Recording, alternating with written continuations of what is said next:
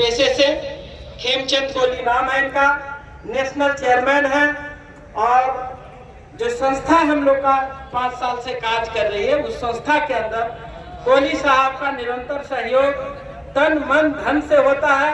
उनके लिए एक बार जोरदार तालियों के साथ, क्योंकि ये भारत सरकार मान्यता प्राप्त है और इनका जितना भी गुणगान करें वो कम होगा।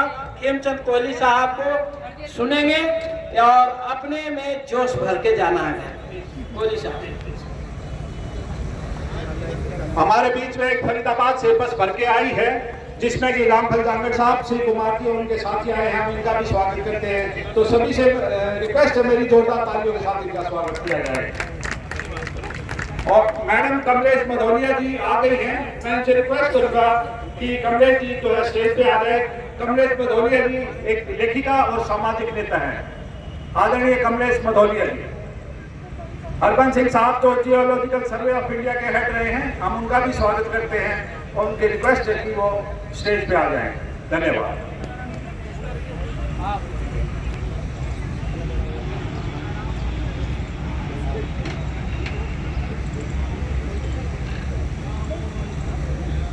सम्मानित मंच पर उपस्थित परम आदरणीय वाघ साहब, जली साहब, रिटायर्ड जज ऐश्वर्या साहब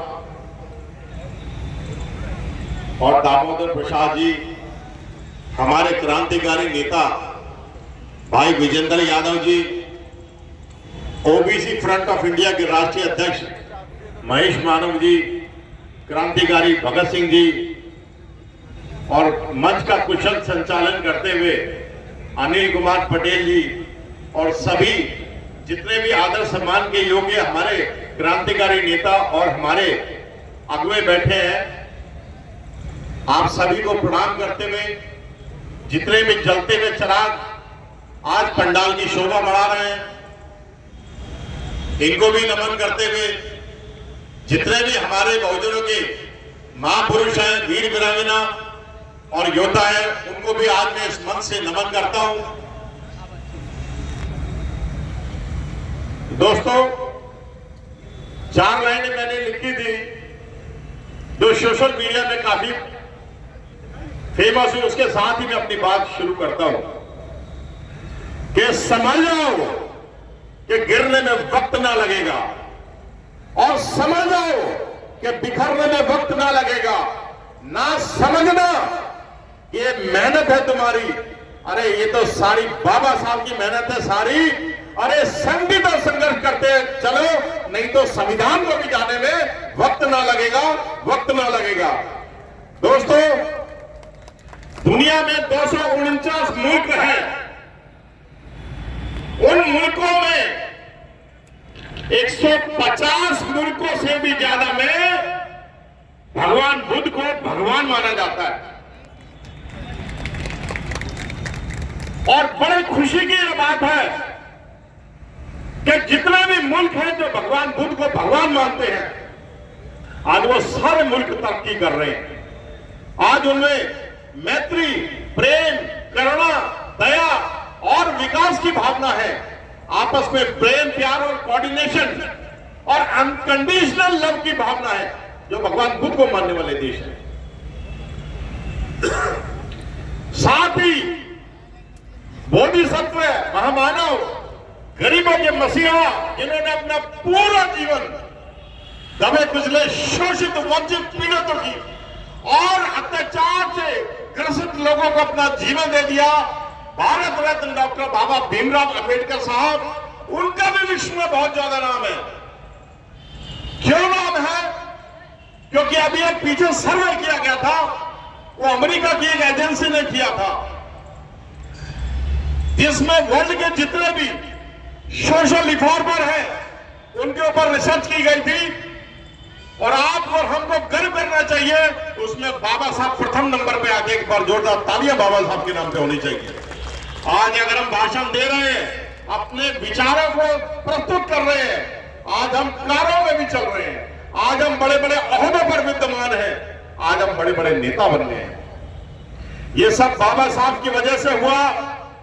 और महिलाएं बराबर का जो अधिकार पा रही है ये संविधान की वजह से हुआ। और तीसरी जो भारत की सबसे मशहूर चीज है वो बाबा साहब जिसके आर्किटेक्चर है बाबा साहब का संविधान। तो ये तीन मैंने आपको बातें बताई, भगवान बुद्ध, बोधिसत्व डॉक्टर बाबा भीमराव अंबेडकर साहब और अंबेडकर साहब द्वारा रचित संविधान। आज भारत के प्रधानमंत्री जी, राष्ट्रपति जी और जितने भी राजनयिक कहीं जाते हैं तो सबसे पहले क्या बोलते हैं कि मैं बुद्ध की भूमि से आया हूं। क्या बोलते हैं? थोड़ा मैं आपसे सहयोग मांगू तो सहयोग दिया करो। जब भी हमारे प्रधानमंत्री जी, राष्ट्रपति जी और जितने राजनयिक के विदेशों में जाते हैं तो क्या कहते हैं कि मैं बुद्ध की भूमि से आया हूं। क्या बोलते हैं? क्योंकि बुद्ध हमारी पहचान है, बाबा साहब हमारी पहचान है और भारत का संविधान हमारी पहचान है। लेकिन बड़े दुख की बात है, इन तीनों का निरादर अगर किसी देश में सबसे ज्यादा हो रहा है तो वो कौन सा देश है? देखो आपने जवाब भी दे दिया।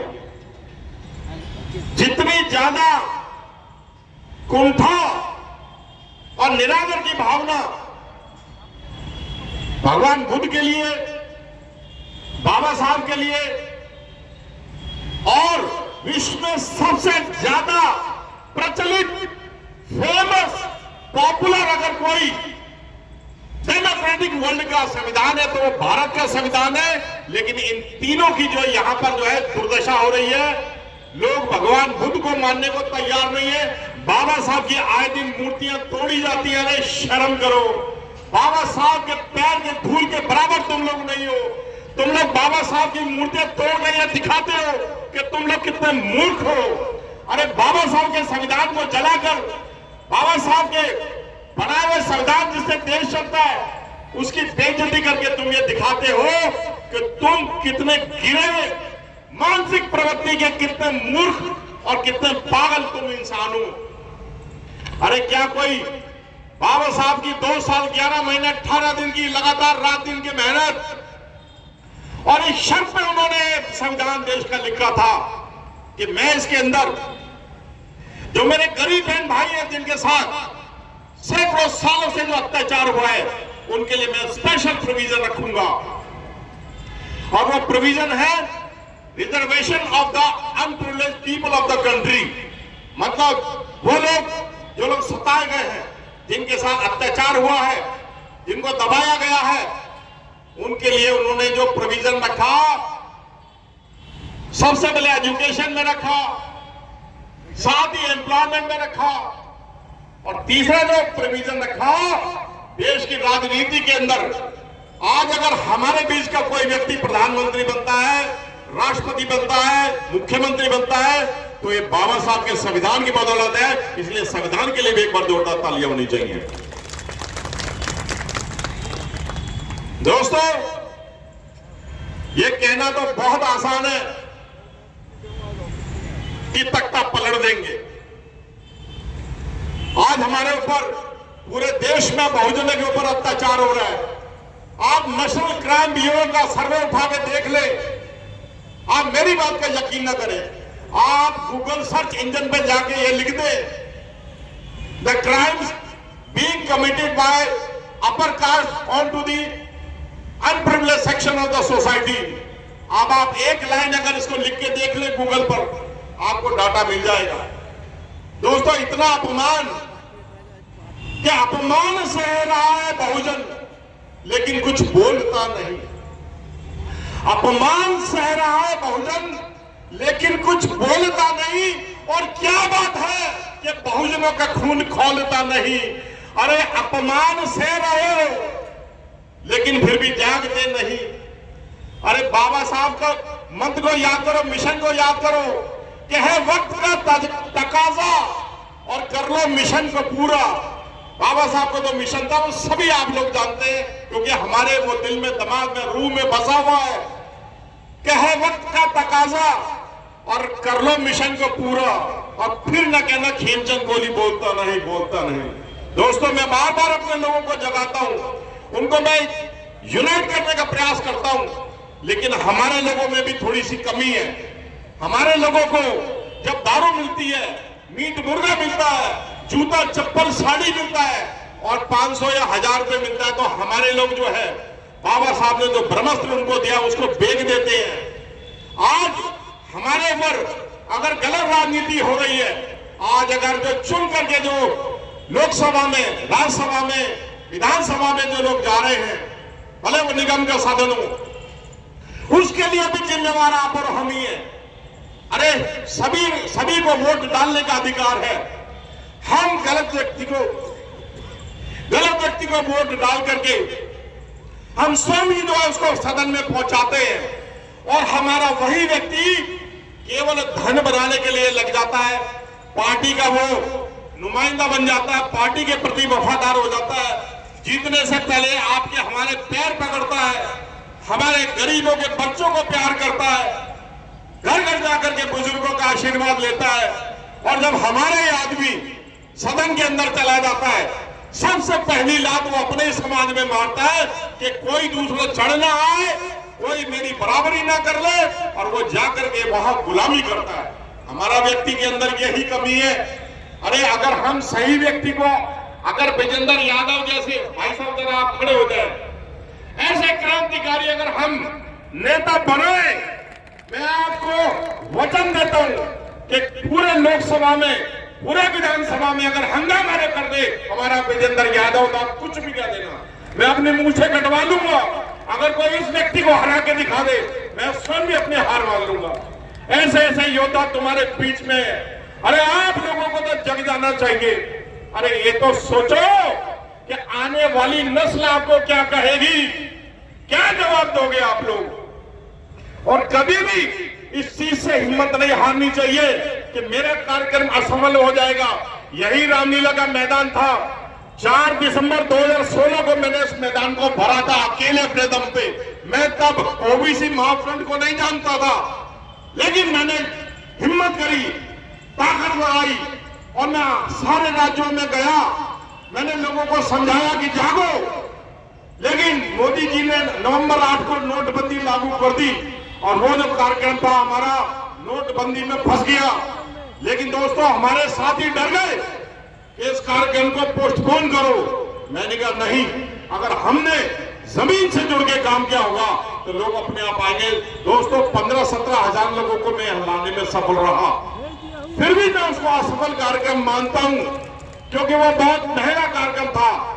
मैं आपको ये बता दूं, जिस मैदान में आप बैठे हैं इसको बुक कराना भी एक अपने आप में टास्क होता है, क्योंकि मैंने स्वयं बुक कराया। 2 महीने लग गए मेरे को इसको बुक कराने में।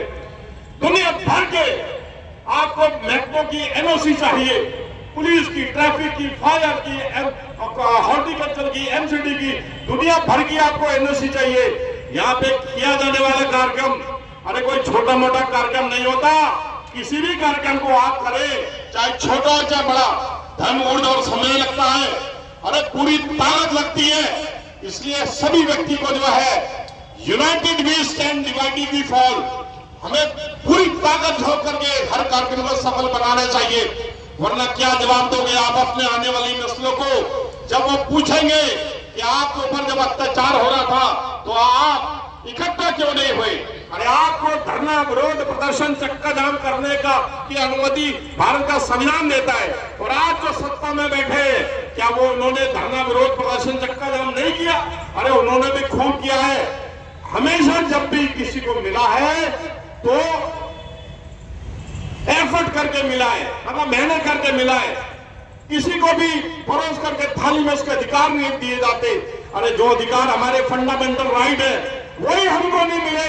अभी आपने देखा होगा 6 महीने पहले एक 8 साल का बच्चा इंदर कुमार मेघवाल उसका नाम था, अरे उसने मास्टर की मटकी से पानी क्या पी लिया, मास्टर ने उसको इतना मारा उस बच्चे की जान ही निकल गई। आपको याद है कि नहीं, पहले बताओ। आज मुझे रखने में मर्डर हो रहा है। आज कोई व्यक्ति अपने पैसे से अगर बैंड बाजा लाता है, घोड़ी लाता है, तो उसको बोलते हैं मेरे घर के सामने से नहीं जाएगा। कौन हो तुम लोगों से मना करने वाले? अरे तुरंत जो है हमारे जैसे लोगों के संज्ञान में लाओ। जो मेरी संस्था है वैष्णव वेलफेयर फाउंडेशन, सारी सेवाएं हम फ्री देते हैं। और ये जो कानून की बहाली हुई है SC ST atrocity prevention act, अनुसूचित जाति जनजाति अत्याचार निवारण एक्ट, इसकी बहाली हमने बड़ी मुश्किल से करवाई। उसके लिए हमने बहुत सारी संस्थाओं के साथ लखनऊ के काशीराम समृद्धि उपवन में 1 अप्रैल 2018 को हमने कार्यक्रम रखा और पूरे भारत में फिर 2 अप्रैल करवाया और 11 लोगों ने शहादत दी। कोई सी भी चीज जो है बिना कॉस्ट के नहीं मिलती है। ये जो ऑक्सीजन आप सोच रहे हो, ये जो दरख्त आपको दे रहे हैं, ये भी फ्री नहीं दे रहे हैं, ये आपका एजिंग प्रोसेस एनहांस करते हैं। आप बूढ़े होते हो जब सांस लेते हो, तो इसलिए ये जो कुदरत भी हमें कोई मुफ्त नहीं देती है। अगर हमें अपने हक और हुकूक चाहिए, हमें अधिकार चाहिए, तो अपनी शहादत देने के लिए, अपना कुर्बानी देने के लिए भी हमें तैयार रहना पड़ेगा। 4 लाइनें काशीराम जी ने इस पर लिखी है, देखो इसको ध्यान से सुनो। काशीराम जी ने क्या लिखा कि बुलबुलों के पंजों में बांध नहीं रहते। आप और हम बुलबुल हैं। अरे हम 100 करोड़ हैं, 90% है, फिर भी हम बुलबुल हैं। यही लिखा था उन्होंने, ध्यान से सुनना, कि बुलबुलों के पंजों में बांध नहीं रहते और बुज़दिलों को सीनों में राज नहीं रहते। और जिस कौम को पड़ जाए सर झुका के चलने की आदत, उन झुके हुए सरों पे कभी ताज नहीं रहते, ताज नहीं रहते। इसलिए सर उठा के जियो। आपको सर उठाने की ताकत देता है, आपका मनोबल बढ़ाता है देश का संविधान। जहां आपके ऊपर आपके अत्याचारों का हनन हो, आपको तुरंत, आप इधर से नोट कर ले, ओबीसी फ्रंट ऑफ इंडिया, आप ओबीसी फ्रंट ऑफ इंडिया को संपर्क करेंगे, वो ऑटोमेटिक हमारे तक पहुंच जाएगी। आपके लिए हम लड़ेंगे, आपके लिए सड़कों पे हम आने को तैयार हैं। लेकिन कभी जब आपको बुलाया जाए, देखो ऐतिहासिक रामलीला मैदान में मैं बार बार कह रहा हूं, कार्यक्रम करना आसान नहीं होता, मेरी बात को समझना है। लेकिन जब भी यह बुलाया जाए तो ये देखो कितना थोड़ी कुर्सी, अभी मेरे को 5000 कुर्सी लगी होंगी। 5000 लोग भी, दिल्ली के अंदर जो है 2 करोड़ लोग रहते हैं। अरे दिल्ली के अंदर भी कम से कम 1.25 करोड़ लोग SC ST OBC माइनॉरिटी के हैं। लेकिन 5000 लोग भी जो अगर नहीं निकलेंगे तो तुम्हारी लड़ाई कौन लड़ेगा? अरे कम से कम जो तुम्हारे लिए लड़ता है, अरे अगर तुम 1-1 रुपया भी रोज जोड़ोगे तो तुम एक अच्छी खासी राशि ओबीसी फ्रंट को दे सकते हो। जो आपके लिए लड़ रहे हैं, आप उनको दे सकते हो। चलो मैं तो इसके बगैर भी बोल रहा हूं। दोस्तों, हमें हमेशा अपने दिल के अंदर है ना अग्नि आग जो है वो ज्वलित करके रखनी चाहिए। ये आग जो है इसको कभी बुझने नहीं देना चाहिए, क्योंकि एक बार ये आग बुझ जाए तो ये आग दोबारा जलती नहीं। आज देश के मुस्लिमों का आप हाल देख लो, मुस्लिमों के बीच में आज दहशत का माहौल है। अरे मुस्लिम भी वो हमारे भाई हैं जिन्होंने देश की आज़ादी में, हिंदुस्तान की आज़ादी में मुस्लिमों ने बराबर की शहादत दी है, बराबर का खून जो उन्होंने लगाया देश के आजादी के अंदर। और आज मुस्लिमों के ऊपर आप देखिए, मुस्लिमों में दहशत है। मुस्लिम खुल के बोलने को आज डरता है अपनी बात को रखने के लिए मंचों से। और मुस्लिम यहाँ पे बहुत होने चाहिए, लेकिन मुस्लिम वाले कम है, क्योंकि मुस्लिम भाइयों में दहशत का माहौल है। हमें उनके साथ खड़ा होना चाहिए, हमें उनको हिम्मत देनी चाहिए कि भाई आप ही जो है, आप भी इस मुल्क के बाशिंदे हो, आप भी इस मुल्क में बराबर के हकदार हो।